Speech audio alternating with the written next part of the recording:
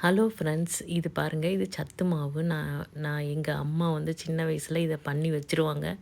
நாங்கள் எல்லோரும் அள்ளி அள்ளி சாப்பிடுவோம்.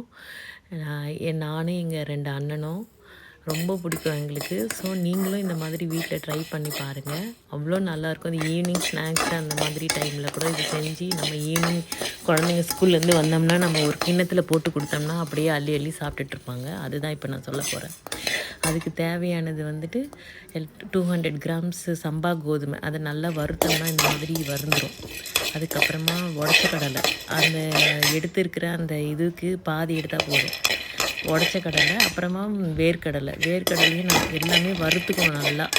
அதுவே படன்னு பொரியிற அளவுக்கு வறுத்துக்கணும். இப்போ அதுக்கு 4 ஏல.